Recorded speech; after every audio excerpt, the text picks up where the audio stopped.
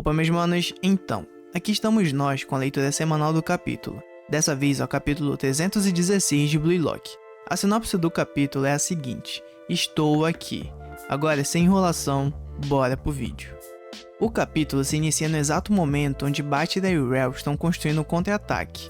Rel, com o camaleão em Bátira, começa a driblar a defesa da Nigéria. E com a chegada de Bátira, ambos fazem 1-2 para passar pelos defensores nigerianos. E quando estão encurralados, eles tabelam entre si. E aqui Kuzo começa a dizer que eles estão sendo atacados pelo verdadeiro Bátira e sua cópia. E que eles estão fazendo uma combinação tão monstruosa que é impossível reagir tão rápido a algo assim.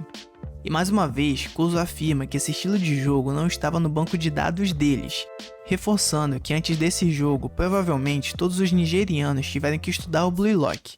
Mas como o Ego não é bobo, ele passou aquele treinamento super questionado para eles, que pelo visto deu super certo.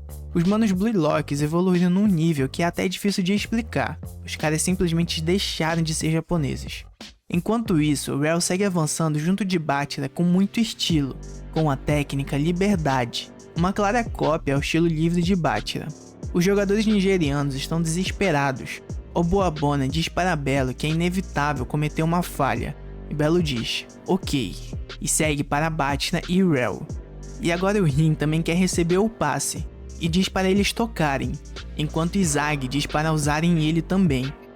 E na próxima página vemos os quatro partindo juntos, Izag, Rel, Bátira e Rin. Bátira chega a falar que as principais armas de ambas as bandas estão reunidas. Eu sinceramente não sei o que isso significa, talvez a tradução esteja errada, não sei.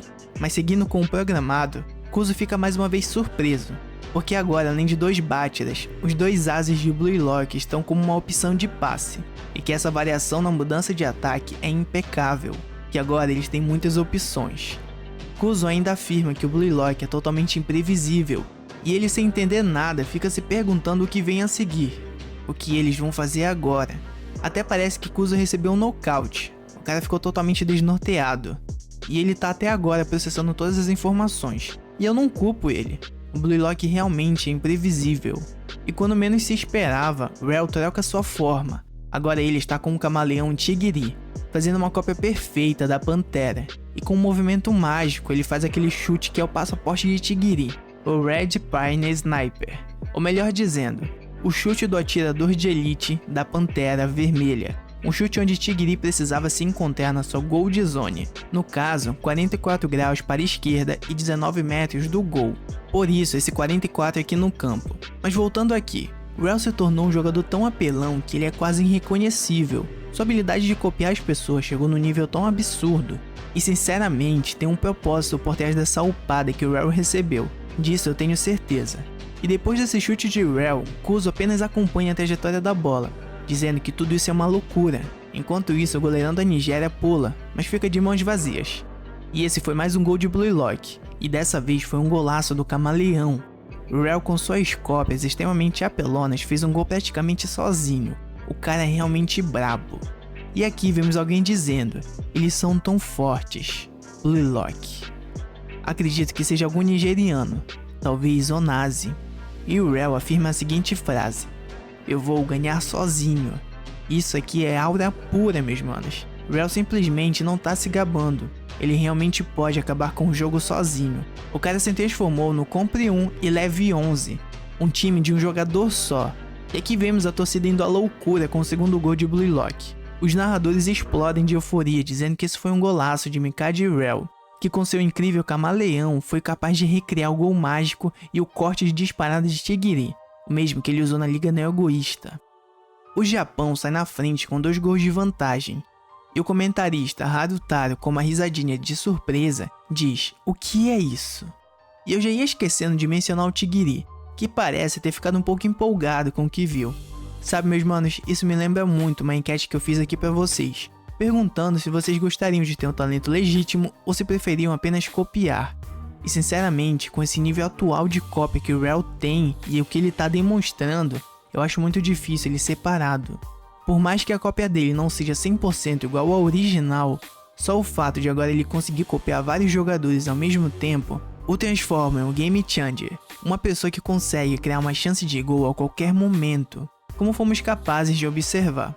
E agora os manos nigerianos estão todos surpresos, sem acreditar que eles eram tão fortes assim, dizendo que esse é o nível mundial, que é algo muito alto para eles, e que mesmo tentando, eles vão perder.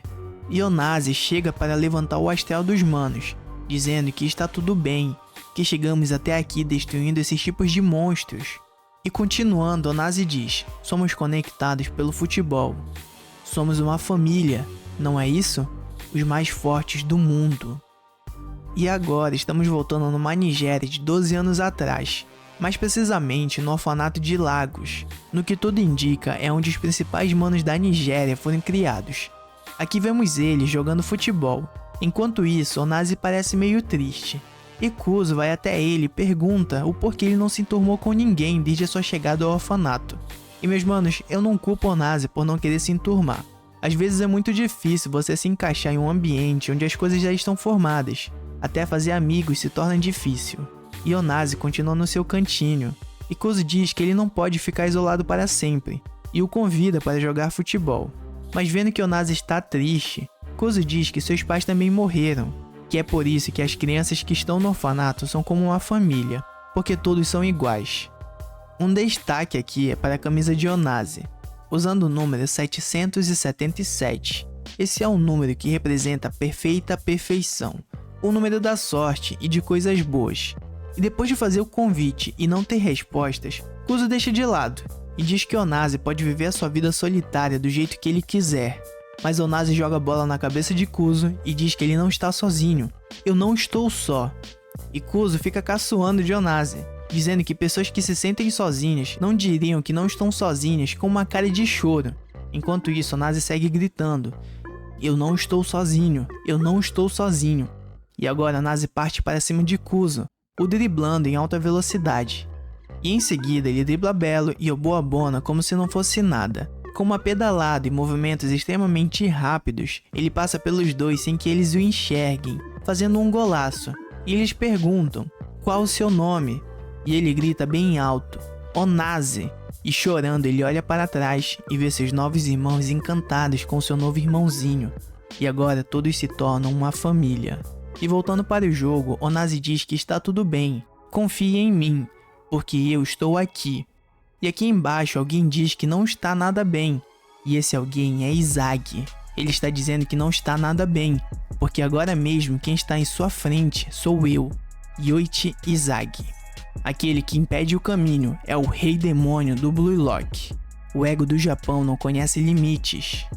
Eu sinceramente gostei muito desse capítulo, meus manos. Ele foi bem completo e muito bem construído, mostrando o nível atual de Rel e também mostrando um pouco da história de fundo dos manos nigerianos. É aquilo, o hype aumenta a cada dia, e eu quero ver até onde o Blue Lock vai chegar nesse jogo, porque é como o próprio autor disse, o ego do Japão não conhece limites. Os caras são máquinas de farmar aura e gols. E o próximo capítulo é intitulado de Entenda esse ponto. E bom, esse foi o review do capítulo 316 de Blue Lock. Comenta aí o que você achou desse capítulo. Tamo junto, meus manos, e valeu!